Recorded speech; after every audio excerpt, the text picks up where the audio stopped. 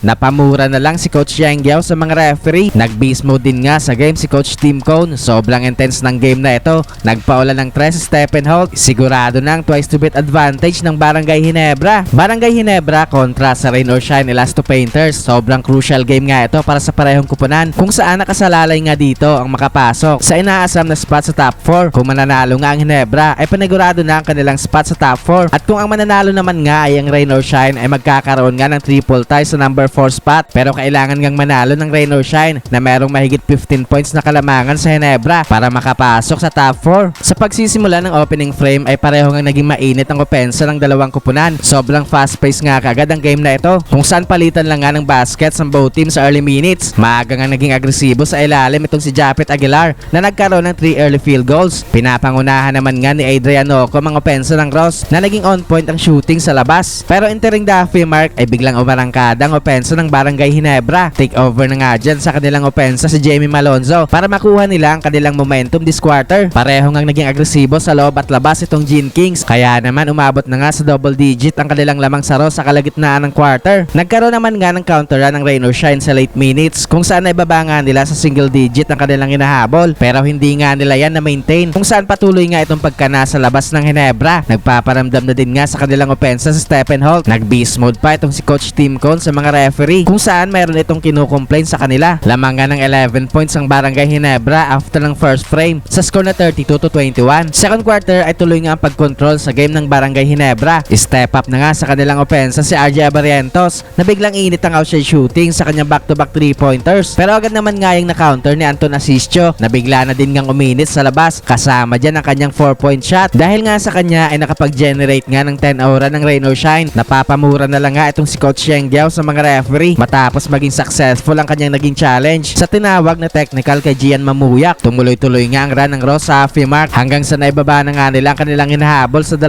puntos. Bigla na nga bumagal ang opensa ng Barangay Ginebra, kaya naman 2 puntos nila nga itong lamang ng Ginebra after ng first half sa score na 45-43. Third quarter ay dikdikan na nga ulit ang labanan ng dalawang kupunan. Naging back and forth nga ulit ang opensa ng both teams, kung saan madalas nga magtabla ang score sa early minutes. Natawagan pa ng flagrant penalty 1 si Troy Rosario matapos niyang sikuhin sa batok itong si Gian Mamuyak. Halfway mark ay bigla nga ulit nagparamdam sa opensa ng Barangay Ginebra sa Stephen Holt, kung saan nagbigay nga sa kanila yan ng momentum offensively. Dahil nga dyan ay nakapag-generate nga ulit ng run ng Barangay Ginebra para magbigay ng counting separation sa Rain or Shine. Lamang na nga ulit ng 7 points ang Barangay Ginebra after ng third frame sa score na 74-67. Fourth quarter ay nagkaroon nga ng magandang simula sa opensa ang Barangay Ginebra, kung saan biglang ang init ang kanilang outside shooting. Patuloy nga dito ang pagpuntos sa Stephen Holt. Step up na din nga si Jason David offensively, dahil nga dyan ay nakapag-generate nga ng 8 aura ng Barangay Ginebra sa early minutes. Tumuloy-tuloy nga ang mainit na shooting ng Gene King sa halfway mark, kung saan umabot na nga sa mahigit 20 points sa kanilang kalamangan sa Elasto Painters. Hindi na nga nagkaroon pa ng big time run ng Rain or Shine para makabalik sila sa game na ito,